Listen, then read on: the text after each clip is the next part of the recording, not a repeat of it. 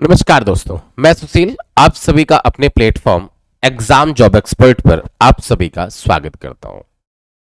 उम्मीद करते हैं कि सारी चीजें बिल्कुल ठीक ठाक चल रही होंगी, किसी भी तरह की कोई दिक्कत या परेशानी आप सभी को नहीं होगी। तो आ जाओ, आज की क्लासेस को हम लोग शानदार तरीके से स्टार्ट करते हैं और देखते हैं कि आज की क्लासेस में हम सभी कितने बढ़िया बढ़िया सवाल लेकर के आए हैं। लेकिन उससे पहले हम सभी बात कर लेते हैं एग्जाम जॉब एक्सपर्ट पर। आप कीजिए हमारे साथ। ये हमारा एप्लीकेशन है एग्जाम जॉब एक्सपर्ट का, ये हमारा एप्लीकेशन है, प्ले स्टोर पर मिल जाएगा, इंस्टॉल कर सकते हैं या फिर क्रोम पर जाकर के आप सभी देख सकते हैं। इसमें एक विद्यार्थी अगर किसी भी चीज की तैयारी कर रहा है, किसी कंपटीशन लेवल की, तो उसके लिए मतलब ये सफिशिएंट ऐप होगा। यहां पर आपको सारी चीजें फ्री ऑफ कॉस्ट प्रोवाइड की जाती हैं, जो कि आप सभी के लिए बड़ा ही इंपॉर्टेंट होगा। One platform for any exam preparation, one के नोट्स, बुक्स, ऑनलाइन पीडीएफ्स, ये सारी चीजें आप सभी को यहां पर मिलती हैं। Jobs and entrance exams, daily updates, ये सारी चीजें आप सभी को यहां पर मिलती हैं। तो आप सभी देख सकते हैं। बाकी जीत की तरफ पहला कदम, जीत की तरफ पहला कदम, जिसमें 50 के plus hours of video content 50 के प्लस आवर्स आपको मिल जाएगा। इसमें आपको मेरा कंटेंट भी मिल जाएगा और current affairs and fast doubt solving भी आप सभी को मिल जाएगा।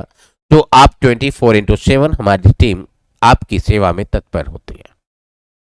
आज का सवाल नंबर 1 आपके सामने लिखा गया है और सवाल नंबर 1 क्या कहता है कि select the option that can be used as a one word substitute for the given group of word. मतलब क्या कि गिवन ग्रुप ऑफ वर्ड हमें क्या लगाना है, यानी क्या वन वर्ड सब्स्टिट्यूशन का अपना क्या है सवाल है, जो कि आपसे कहा जा रहा है कि यार वन वर्ड सब्स्टिट्यूशन का ये क्या लिखा गया है, सवाल लिखा गया है, इसका आंसर हम सभी को करने हैं, इसका आंसर हम सभी को करना है।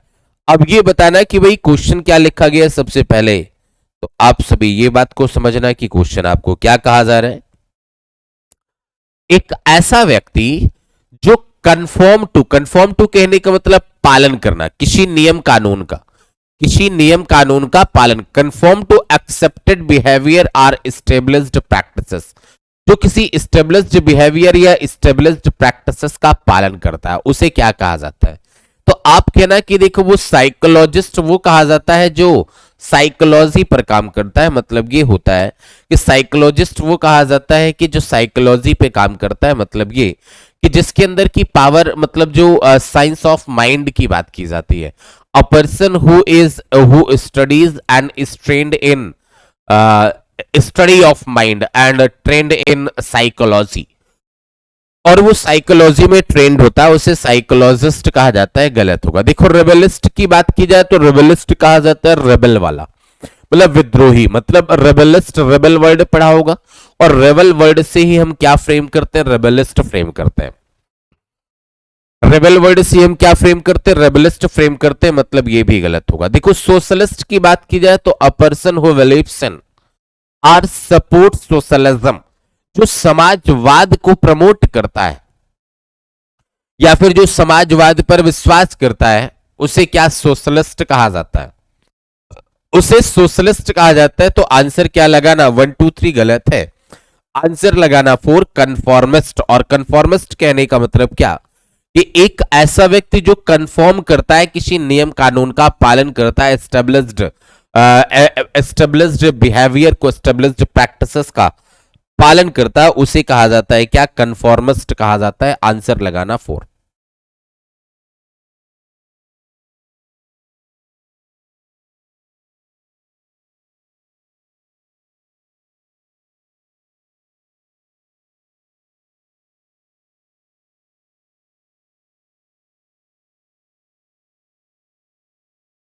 आंसर क्या लगाना, 4 लगाना। अगला सवाल देखिए, क्वेश्चन नंबर 2, सेरेंडिपिटी। अगर सेरेंडिपिटी की अगर हम बात करें तो सेरेंडिपिटी कहने का मतलब गुड लक कहा जाता है, और गुड लक को कहा जाता है अचानक से अगर कोई लक आ जाए, मतलब क्या, अचानक से कोई भाग आ जाए, उसे गुड लक कहा जाता है। तब कहना कि गुड लक की बात की जाए तो सौभाग्य की बात करता है, अचानक लाभ वृद्धि। तो ट्रैंक्विलिटी, शांति, एक नाउन है, मतलब ये आंसर तो नहीं बनेगा क्योंकि एंटोनिम्स आंसर चाहिए अपोजिट। जहां पर भाग्य की बात की जाती है वहां कुछ दुर्भाग्य की बात हमें करनी चाहिए। जहां पर भाग्य की बात की जा रही है वहां पर हमें क्या कुछ दुर्भाग्य की बात करनी चाहिए। तो एक बात बताना कि इसमें ये कहना कि ये गलत होगा। परमानेंसी कहने का मतलब स्थायित्व कहा जाता है। पार्ट ऑफ स्पीच में एक नाउन होता है जिसे आप क्या लास्टिंगनेस या फिर परमानेंस कहते हैं। इटर्निटी लिख लीजिए। क्या इटर्निटी मतलब क्या कहते हैं आप सभी? लास्टिंगनेस या फिर क्या इटर्निटी कहते हैं, मतलब जो स्थायित्व होता है। टेंजिबिलिटी की बात की जाए तो टेंजिबिलिटी को टेंजिबलनेस कहा जाता है, मतलब जो स्पर्श करने के योग्य होता है। पल्पेबिलिटी कहा जाता है। पल्पेबिलिटी जो स्पर्श करने के योग्य होगा। आंसर ये भी गलत है। और मिसफॉर्चून की बात की जाए तो आंसर यही होगा। गुड लक का अपोजिट मिसफॉर्चून, और मिसफॉर्चून कहने का मतलब क्या? इल लक, दुर्भाग्य। क्या कहा जाता है इसे? इल लक, दुर्भाग्य कह लिया जाता है। तो आप कहना कि मिसफॉर्चून कहने का मतलब क्या? इल लक कहा जाता है, जिससे आप क्या कहते हैं? दुर्भाग्य कहते हैं। मिसफॉर्चून कहने का मतलब क्या? इल लक कहा जाता है, जिससे आप क्या कहते हैं? दुर्भाग्य कहते हैं। तो इसमें जो आंसर लगाना वो क्या करना? इल लक कहना, और जिसको क्या कहना? दुर्भाग्य कह लेना। मेरे ख्याल से आप सभी को ये बात समझ में आ गई होगी। हमें नहीं लगता किसी तरह की कोई दिक्कत परेशानी होगी। क्वेश्चन नंबर 3 पर आ जाते हैं। देखो क्या लिखा गया। हमने कहा when Mayank came I shall go with him to the circus. मतलब हमने कह दिया कि जब मयंक आएगा तो मैं मयंक के साथ कहां जाऊंगा? सर्कस में जाऊंगा। हमने कहा जब मयंक आएगा तो मैं मयंक के साथ कहां पर जाऊंगा? सर्कस में जाऊंगा। तो एक बात कहना कि इसमें क्या होता है। देखो इसमें होता कुछ इस तरह से है कि एक क्या होगा? आपका कंजंक्शन होगा। क्या होगा? कंजंक्शन होगा। कंजंक्शन के पहले एक क्या होगी? आपकी क्लॉज होगी। और कंजंक्शन के बाद भी एक क्या होगी? आपकी क्लॉज होगी। अब कहना कि जो पहले वाली क्लॉज होगी ना वो क्या होगी? आपकी फ्यूचर इंडेफिनिट होगी। और जो दूसरी वाली क्लॉज होगी वो क्या होगी? प्रेजेंट इंडेफिनिट होगी। वो क्या होगी? प्रेजेंट इंडेफिनिट होगी। अब एक बात कहना आप सभी, वो क्या होगी? प्रेजेंट इंडेफिनिट होगी। अब एक बात कहना, कंजंक्शन इसमें कौन कौन से हो सकते हैं? तो आप कहना if, unless, until, till, when, before, after, even if, in case, as long as soon as, और क्या so long as, और क्या so long as। तो अब कहना कि ये क्या होंगे? अपने कंजंक्शंस होंगे। ये क्या होंगे? अपने कंजंक्शंस होंगे। If, unless, until, till, when, before, after, even if, in case, as long as soon as, और क्या? So long as. ये क्या है? अपने कंजंक्शंस है। बात समझ में आ गया सभी को? ये क्या है? अपने कंजंक्शंस है। बात समझ में आ गया सभी को? ये चलो, तो अब कहना कि ये क्या है? लिखे गए क्लॉज, कंजंक्शन, प्लस कंजंक्शन। ये क्या है? अपने क्या है? कंजंक्शन है। बात समझ में आ गया सभी को? अब कह देना कि इनके बाद प्रेजेंट इंडेफिनिट आएगा, इनके पहले फ्यूचर इंडेफिनिट आएगा। कहने का मतलब क्या हुआ कि व्हेन के बाद हमें लिखना चाहिए प्रेजेंट इंडेफिनिट। मतलब क्या लिखेंगे? When Mayank came I shall go with him to the circus. मतलब ये कहा मैंने कि जब मयंक आएगा तो मैं मयंक के साथ सर्कस में जाऊंगा। When मयंक कम्स, जब मयंक आएगा तो I shall go with him to the circus. तो मैं सर्कस में मयंक के साथ जाऊंगा। तब मैं सर्कस में मयंक के साथ जाऊंगा। क्लियर? अगला देखो। अब करना आंसर क्या लगाना? वन लिखना और कहना one is the correct answer. और क्या बनाना? कम्स बनाना। अगला सवाल देखें। क्वेश्चन नंबर नेक्स्ट की बात करते हैं। Question number 4। और क्या करना है? हमें एंटोनिम्स करना है। और ग्लैड की बात की जाए तो ग्लैड कहने का मतलब कहा जाता है खुशी की बात करता है। ये ग्लैड कहने का मतलब क्या कहा जाता है? खुशी की बात करता है। मतलब हैप्पी कहा जाएगा, आनंदित या प्रसन्नचित, या फिर क्या चॉइस कह लिया जाएगा? खुशी। अब कह देना इनोसेंट आपका गलत होगा। इनोसेंट कहने का मतलब क्या? ब्लेमलेस कहा जाता है इनोसेंट। जिफ की बात की जाए तो जिफ कहने का मतलब मूर्खता कही जाती है, यानी क्या? फॉलिसनेस, मूर्खता। आप कहना ये भी गलत है। हॉन्ट की बात की जाए तो हॉन्ट कहने का मतलब मीटिंग प्लेस कहा जाता है, ये भी गलत होगा। मिलने की जगह, ये भी गलत होगा। अब कहना केवल एक आंसर होगा, कौन सा? सैड। और सैड की बात की जाए तो सैड यानी अनहैप्पी या डिजेक्टेड कहा जाता है। अनहैप्पी या फिर क्या? डिजेक्टेड कह लिया जाता है। तो इसमें श्योर शॉर्ट है, आंसर नंबर क्या होगा? 4। और क्या बना ले? 4 is the correct answer. Sure short है, आंसर नंबर क्या बना ले? 4। और क्या लिखे? 4 इज द करेक्ट आंसर।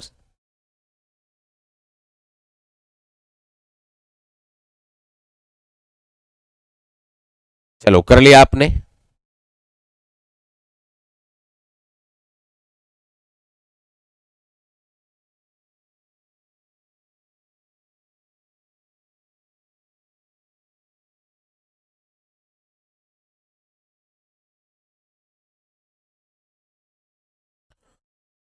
अगला सवाल देखिए, क्वेश्चन नंबर 5 की बात करते हैं। क्या लिखा गया? It is raining a lot in April and may but the summer is very dry.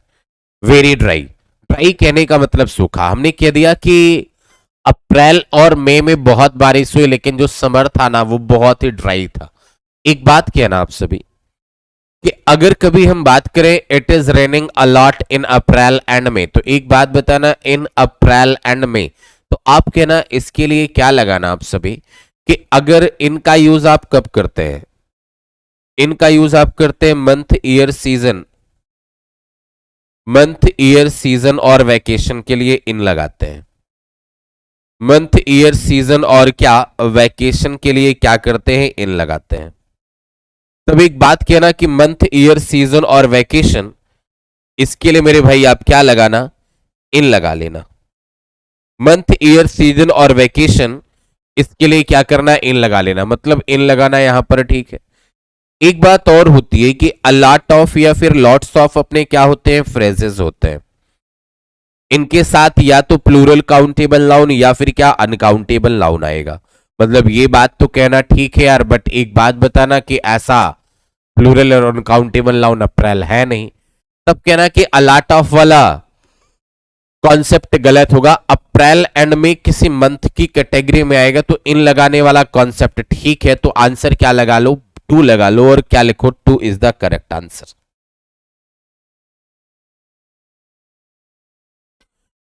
अगला सवाल देखिए, 5 नंबर हो गया। ये एक क्या है? पैसेज का क्वेश्चन है। पहले हमें क्या करना पड़ेगा? कंप्लीट पैसेज को रीड आउट करना पड़ेगा, और पढ़ने के बाद हमें यह समझना पड़ेगा, कंप्लीट पैसेज को रीड आउट करना पड़ेगा। रीड आउट करने के बाद हमें यह समझना पड़ेगा कि आखिर इनमें से एरर आपका होगा कौन सा, मतलब इनमें से क्वेश्चंस, मतलब इनका आंसर कौन सा होगा। तो आ जाओ, कंप्लीट पैसेज को मैं आपको सिखा देता हूं। हमने क्या लिखा कि such examples of commercial success. हमने कहा कमर्शियल सक्सेस के ऐसे उदाहरण of innovation, drive, vision, determination, adaptability and adventure are anchored, सहारा देता है in the basic Indian openness, यानी क्या? आमतौर पर बेसिक इंडियन खुलेपन को, and talent for acquiring material wealth, और क्या? मटेरियल वेल्थ को प्राप्त करने के लिए क्या देता है? ये टैलेंट भी देता है। हमने क्या लिखा? फॉर एवरी सक्सेस स्टोरी, यानी प्रत्येक सक्सेस स्टोरी के पीछे there are of course dozens of failures, यानी बहुत सारी असफलताएं भी शामिल होती है। Traditional Indian firms have their strength, मतलब ट्रेडिशनल इंडियन फर्म्स की अपनी क्या होती है? स्ट्रेंथ होती है। बट आल्सो देयर वीकनेसेस, उसके साथ ही साथ उनकी कुछ कमजोरियां भी होती हैं। And of these perhaps the most debilitating are a lack of team work, और जो सबसे ज्यादा कमजोर पद्धति होती है वो होती है उनके अंदर टीम वर्क की कमी, और अ वीकनेस फॉर क्विक प्रॉफिट, और वो चाहते हैं तुरंत क्या? प्रॉफिट चाहते हैं। These reflect ingrained ways of thinking and planning, मतलब ये रिफ्लेक्ट करता है क्या? थिंकिंग और प्लानिंग के तरीकों को ये क्या करता है? रिफ्लेक्ट करता है। As does the distrust of anyone outside the family, यानी फैमिली के अलावा किसी पर भी भरोसा ये नहीं करता, इस वजह से होता है। विच इनिबिट, जो रोकता है the adaptation of modern practices of management, यानी क्या, मैनेजमेंट के मॉडर्न प्रैक्टिसेस को एडॉप्ट करने से जो क्या करता है, बाधित करता है। But such weaknesses are more than compensated for by the desire to succeed, लेकिन ऐसी वीकनेसेस हमें कभी कभी भरपाई इनकी हम कर सकते हैं अपनी सफलता के डिजायर को लेकर के आगे बढ़ने के लिए। विच इज, जो है, which is probably more intense in India, जो कि भारत में अत्यधिक पाई जाती है, जो कि भारत में बहुत अधिक होती है। Given the omni present fear of poverty, जहां पर ओमनी प्रेजेंट मतलब सर्वव्यापी पोवर्टी का डर होता है, गरीबी का भय होता है, इस वजह से हम सभी मेहनत करते हैं। द कट थ्रॉट कॉम्पिटिशन, एक निर्मम प्रतियोगिता होती है for each opportunity and the asphyxiating hold of hierarchy, और हायरार्की की एक अफेक्सिएटिंग होल्ड होती है। अब करना मेरे भाई कि इसमें आंसर आपको लगाना होगा, इसमें आंसर आपको बताना होगा कि आंसर इसमें कौन सा होना चाहिए। आंसर इसमें कौन सा होना चाहिए, आपको यह चीज बताना होगा। क्लियर है सभी का? एक बार आप सभी अपने से कंप्लीट रीड आउट कर लो, एक बार अपने से कर लो, मैंने करा दिया, एक बार आप अपने से कर लो।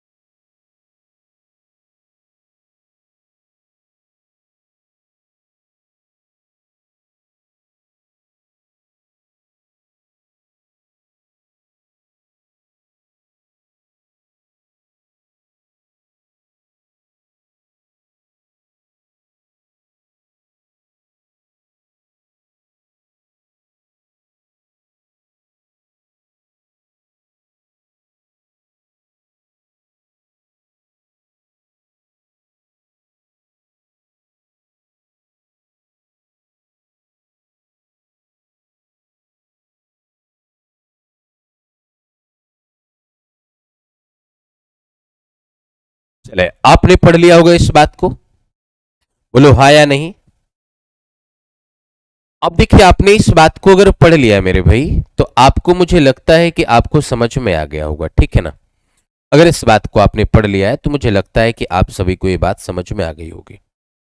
अब एक बात कहना आप सभी, क्वेश्चन नंबर 6 पे आना। क्या लिखा गया? What is the Indian talent for acquiring material wealth led to, मतलब क्या जरूरी होता है, क्या जरूरी होता है। तो आप कह देना कि कॉमर्शियल सक्सेस, इनोवेशन और एडाप्टेबिलिटी सबसे ऊपर लिखा गया था। आंसर है इसमें स्टैग्नेशन के कारण नहीं होगा, इसमें टीम वर्क के कारण, इसमें क्विक प्रॉफिट के कारण है, इस वजह से आंसर ये गलत। What are the weakness of traditional Indian firms, मतलब ट्रेडिशनल इंडियन फर्म्स की जो वीकनेसेस हैं वो आपकी क्या है, जो ट्रेडिशनल इंडियन फर्म्स की जो वीकनेसेस है वो क्या है। तो एक बात बताना, लैक ऑफ टीम वर्क गलत होगा, ये team work, lack of team work and cut thought ये गलत होगा आपका। अब lack a weakness for quick profit and the openness ये भी गलत होगा। ये होता है a lack of team work and a lot and a weakness for quick profit, answer third लगाए। Why is the desire to succeed more intense in India, क्यों intense हो जाती है? तो इंटेंस इस वजह से हो जाती है क्योंकि due to the hold of hierarchy, fear of poverty and lack of team work. Due to fear of poverty, cut throat competition and hold of hierarchy, answer ये वाला लिखा गया था, तो आंसर 2 होगा। डेबिलिटेट कहने की बात की जाए तो कमजोर करना, और कमजोर करने के लिए मतलब क्रिपलिंग, अंडरमाइनिंग, ये सिनोनिम्स बनेंगे। और लेकिन हमें चाहिए क्या? एंटोनिम चाहिए, तो एंटोनिम इनविगोरेटिंग कर लेना, और इनविगोरेटिंग आंसर नंबर 1। अगला देखें, अफेक्सिएटिंग का हमें क्या चाहिए? सिनोनिम। अफेक्सिएटिंग कहने का मतलब दम घुटने की बात करता है, तो अनफेटरिंग कहना ये गलत होगा। फिर कहना स्मदरिंग गलत होगा, और इमेंसिपेटिंग गलत होगा। Sorry sorry sorry sorry sorry, आप कहना सिनोनिम चाहिए, तो अनफेटरिंग, लिबरिंग और इमेंसिपेटिंग गलत होगा, स्मगरिंग। इसे कहा जाता है दम घोटू। दम घोटू के लिए क्या कहते हैं? स्ट्रंगुलेटिंग। स्ट्रंगुलेट कहने का मतलब क्या? दम घुटने की बात की जाए तब लिखा जाता है।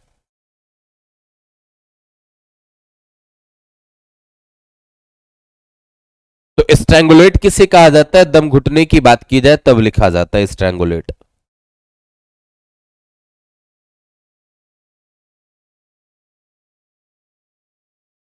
चलो कर लिया आपने ये, अगला देखें। क्वेश्चन नंबर 11 की बात की जाए तो लिखा गया, एक ऐसा व्यक्ति जो सेक्लूडेड या सॉलिटरी लाइफ रहता है ऑफन फॉर रिलीजियस रीजन, धार्मिक कारणों से, तो चौवनिस्ट तो उसे कहा जाता है जो अपने देश के प्रति बड़ा ही अंधभक्त होता है, उसे पैट्रियोट, देशभक्त कहा जाता है। हाइपोकॉन्ड्रियाक उसे कहा जाता है जिसे रोग भ्रमी कहा जाता है, a person who suffers from hypochondria. क्या लिखना? A person who suffers from hypochondria, a person who suffers from hypochondria, a person who suffers from hypochondria, एक ऐसा व्यक्ति जो कि हाइपोकॉन्ड्रिया से क्या करता है? सफर करता है, ऐसे व्यक्ति को हाइपोकॉन्ड्रियाक कहा जाता है। हाइपोकॉन्ड्रिया कहने का मतलब ये हो गया कि जो ऐसा सोचता है कि मैं बीमार हूं, लेकिन बीमार वो होता नहीं है, उसे कहा जाता है, गलत ये है। एक्सट्रोवर्ट कहा जाता है, एक ये सोसेबल पर्सन होता है। एक्सट्रोवर्ट बहिर्मुखी कहा जाता है, सोसेबल पर्सन होता है। तो आंसर कौन सा लगाना? 1 to 4 कहना गलत होगा, आंसर नंबर 3 लगाना, मॉन्क। मॉन्क की बात की जाए तो इसे रिक्लूस कहा जाता है, और रिक्लूस कहने का मतलब क्या लिखना? मॉन्क लिखना। क्वेश्चन नंबर 11 का जो आंसर लगाना वो कौन सा लगाना? थर्ड करना, और क्या लिखना? Third is the correct answer. अगला सवाल देखिए, क्वेश्चन नंबर 12, क्या लिखा गया है? एंटोनिम्स करना है, और किस वर्ड का? फ्रेंडली का। फ्रेंडली की बात की जाए तो मिलनसार कहा जाता है, मतलब क्या? ग्रेगेरियस लिखते हैं। क्या लिखते हैं? ग्रेगेरियस कहते हैं। अब एक बात कहना कि अफेक्शनेट सिनोनिम, ये सिनोनिम, ये सिनोनिम। एंटोनिम हॉस्टाइल हो जाएगा, और हॉस्टाइल कहने की मीनिंग क्या? बेलिकोस कह ली जाती है, या बेलिजरेंट कह ली जाती है। हॉस्टाइल कहा जाता है बेलिकोस, या फिर क्या? बेलिजरेंट कह लिया जाता है। आंसर क्या लगाना? थर्ड, और क्या कहना? Third is the correct answer.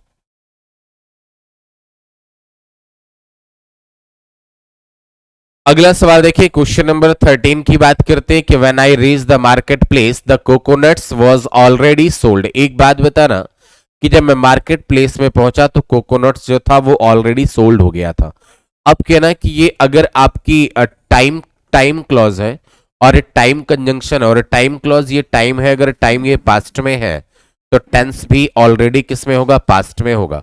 अब कहना कि नो इंप्रूवमेंट का कोई आंसर है नहीं आप सभी का, तो आंसर नंबर 2, 3, 4 गलत होगा। आंसर नंबर क्या बना है 1। When I reach the market place, जब मैं मार्केट प्लेस में पहुंचा तो the coconuts were already sold, यानी कोकोनट्स क्या हो गए थे, ऑलरेडी क्या हो गए थे, सोल्ड हो गए थे। तो आंसर नंबर आप सभी क्या बनाना, आंसर कहना होना चाहिए 1। 1 is the correct answer. Question next, the study of coins, यानी क्वाइंस या मेडल्स के स्टडी को क्या कहा जाता है। वन वर्ड सब्स्टिट्यूशन का सवाल है, तो आप कहना कि करेंसी तो कही जाती है कि उस देश की मुद्रा, यानी क्या paper and coin money of a country, paper and coin money of a country, मतलब उस देश की मुद्रा वो पेपर मनी हो या फिर क्वाइन मनी हो, उस देश की मुद्रा को करेंसी कहा जाता है ऑफ अ कंट्री। तब कहना कि स्टडी ऑफ क्वाइंस ये नहीं कहा जाएगा। देखो बार्टर को कहा जाता है वस्तु विनिमय करना, यानी क्या, ट्रेड गुड्स या सर्विसेज, इसमें सर्विसेज को भी आप ट्रेड कर सकते हैं, तो ट्रेड गुड्स और सर्विसेज, आंसर कहना गलत होगा। देखो मिंटिंग को वो कहा जाता है कि मतलब the process of making money, mint मतलब टकसाल कही जाती है और मिंटिंग यानी क्या, the process of making money, money बनाने की प्रोसेस को क्या कहेंगे आप सभी, मिंटिंग कहेंगे, the process of making money. Answer कहना अगर 2, 3, 4 आपका गलत है तो आंसर नंबर क्या मार्क करें 1 और क्या लिखे 1 इज द करेक्ट आंसर, न्यूमिस्मेटिस्ट। न्यूमिस्मेटिस्ट कहने का मतलब क्या, सिक्कों का अध्ययन या फिर क्या किसका, सिक्कों का अध्ययन या फिर क्या मेडल्स का अध्ययन क्या कहा जाता है, न्यूमिस्मेटिस्ट कहा जाता है। Answer 4, answer 1। अगला सवाल, बिजार वर्ड का क्या करना है, हमें सिनोनिम करना है। बिजार को कहा जाता है आउटलैंडिस और आउटलैंडिस को आप कहते हैं क्या, विचित्र कहते हैं या स्ट्रेंज लिखते हैं, क्या लिखते हैं, स्ट्रेंज, यानी क्या, विचित्र कहते हैं। अब कहना कि विचित्र या स्ट्रेंज के लिए नॉर्मल एंटोनिम्स बनेगा, नॉर्मल साधारण, ओड यानी विचित्र कहा जाएगा, मतलब क्या, यही कहा जाएगा एक्सेंट्रिक। आंसर अपोजिट क्या लगाएं, सॉरी सिनोनिम क्या लगाएं, थर्ड। कस्टमरी कहने का मतलब ऑर्डिनरी कहा जाता है, साधारण, आंसर एंटोनिम्स बनेगा। और यूजुअल कहने का भी मतलब साधारण, आंसर क्या, एंटोनिम बनेगा। आंसर क्या लगाएं, थर्ड, और क्या लिखें, third is the correct answer. Next question देखते हैं, एक इंप्रूवमेंट का सवाल है, आपसे ये कहा जा रहा है कि could you please tell me, क्या आप मुझे ये बात बता सकते हैं कि which language you are fluent. अब कहना कि देखो ये क्या हुआ, एक एंटीसीडेंट हुआ, एंटीसीडेंट बाद में आने वाली वर्ब का सब्जेक्ट या ऑब्जेक्ट होगा, तो फर्स्ट ऑफ ऑल ये आपको एक वर्ब लिखना पड़ेगा। फ्लुएंट की बात की जाए तो फ्लुएंट वर्ड एक क्या है, आपका एडजेक्टिव है, और हमें क्या बनाना पड़ेगा, वर्ब बनाना पड़ेगा। अगर वर्ब करना पड़ेगा तो कहना ये वर्ब नहीं है, ये नहीं है और ये नहीं है। आंसर 1, 3, 4 इनकरेक्ट है, आंसर क्या लगाएं 2। You speak fluently, you speak fluently, answer number 2 is the correct answer. Question number 17 की बात करते हैं। 17, his brother needed some urgent help at that moment. तो एक बात बताना कि नीडेड की बात कर रखा है, नीडेड वर्ब की सेकंड फॉर्म है, तो आप क्या करें, वॉज या वर लगाए, क्या लगाए आप, वॉज या वर लगाए, वॉज या वर लगा करके नीडेड लिखे, तब कहें कि इज कहना यहां पर आपका गलत होगा। देखो सम अर्जेंट हेल्प आपका है तो ये कहना गलत होगा, सम अर्जेंट हेल्प, ये was needed at his brother at this time गलत होगा, एट दैट टाइम होना चाहिए। Some urgent help was needed by his brother at that time. Answer number क्या लिखे 1 और क्या लिखे 1 इज द करेक्ट आंसर, क्या लिखे 1 इज द करेक्ट आंसर। बात सभी को समझ में आ गया ये। आज की क्लास चलो इतने ही रखते हैं, कल अगेन अपनी क्लास को स्टार्ट करते हैं। उम्मीद करते हैं कि आप सभी को आज की क्लास समझ में आ गई होगी। तब तक के लिए आप सभी को बाय बाय, मिलते हैं हम लोग कल। Okay bye.